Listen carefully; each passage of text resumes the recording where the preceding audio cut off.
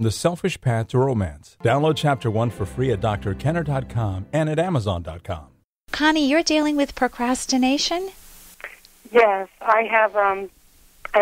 It's procrastination, and it seems like it's gotten worse. I was depressed a few years ago, and now it took a toll on everything.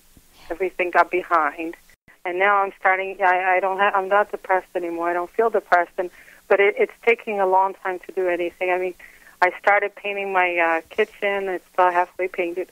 Yeah, when did you start? I want to lose weight. I haven't lost weight yet. So things like that. Yeah, what methods are you using to, let's say, lose weight? Well, I just think a lot about it, and I do a lot of research. I mean, I know what I need to do. Let's put it that way. I mean, I don't want to use pills or gimmicks. Get any sort of surgery. But how much do you weigh? I weigh a lot. I weigh over 200 pounds. Oh, so it's a major problem, meaning it's a health problem, too. How old are you? I'm 42. 42. And what would you like to weigh? I would like to weigh 140. 140. And when? 140, 150. And when did you last weigh that? I last weighed that just before I had my first child. How many years ago? Oh, actually, I got really close to it after my second. This goes back a good 10 years. 10 years. So you've been putting on weight and maintaining the 200 mark. Well, no, not throughout the whole time. It's been with my last child that it's gone over 200. I mean, before that, it was just I had about 20, 30 pounds to lose. And between my first and second child, which after I had miscarriages and everything, I did lose a lot of weight, and I got close to the 140 mark. I want you to remember what that feeling feels like when you're moving towards your goal. And now do you have paper and pencil or pen and pencil? Yeah, pen and paper. What I'd like you to do is just to take some notes, because what happens when any of us set goals? I want to lose weight, I want to exercise more, I want to meet a romantic partner, I want to change jobs, I want to go back to school. What typically happens is there is an initial huge resistance. It feels overwhelming. You're 200 pounds. How the heck are you ever going to lose 50 pounds? Do you know how many quarter pounders that is if you went to McDonald's? I mean, it feels enormous. It feels way too big to accomplish. And so your subconscious says, okay, honey, you got to be kidding me. You're like, we're going to do this together? No way. Eat the cake. And usually eat a little more cake after that, right? So we're initially in a stage of where we're not thinking about it, where we just say, I can't change. That's it. It's just me. This is the way I've always been. It's back to square one again. Who cares? What's the use? Everyone should love me the way I am. With a P.S., I don't like myself the way I am. But you don't say that to people, right? Then the next stage is that it starts to irk you. That's the stage you're in now. That's the thinking stage. And you do collect a lot of information. It's a period when you gather information and you want to get real specific in the type of information you gather. How do I lose weight? Do I need to cut out lunches? Do I need to go to a nutritionist and get very good guidance so I'm not just on some crazy diet, the trendy diet of diet du jour?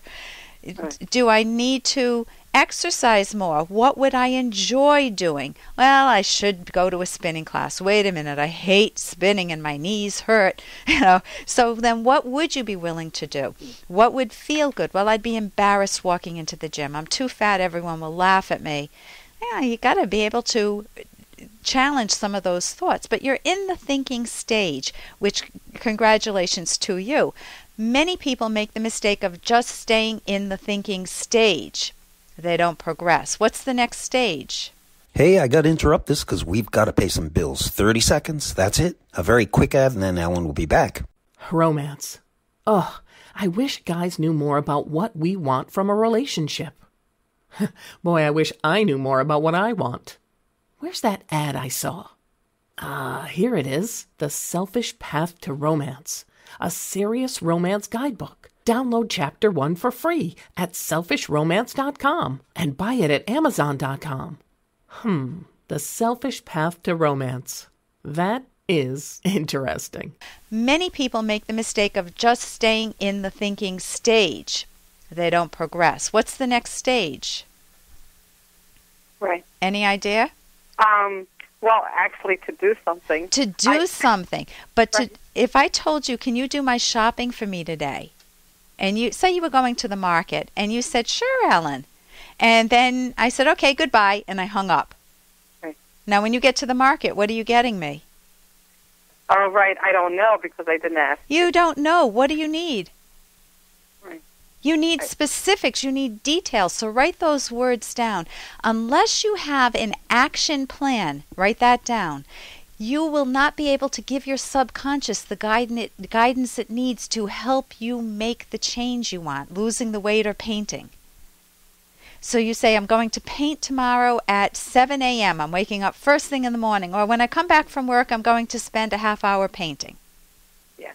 That's specific. I'm going to call a gym tonight. I'm going to call a nutritionist. I'll call my doctor today, get a nutritionist on board, and I'm going to throw out all the potato chips. I mean throw them out, crush them in the trash masher. Yeah. You know, I've gotten to that point like twice before in the last 2 years. Okay. But I start and I know what I have to do. I have to write things down, and I know what's effective. But it's sort of like a self-sabotage. How do you do that?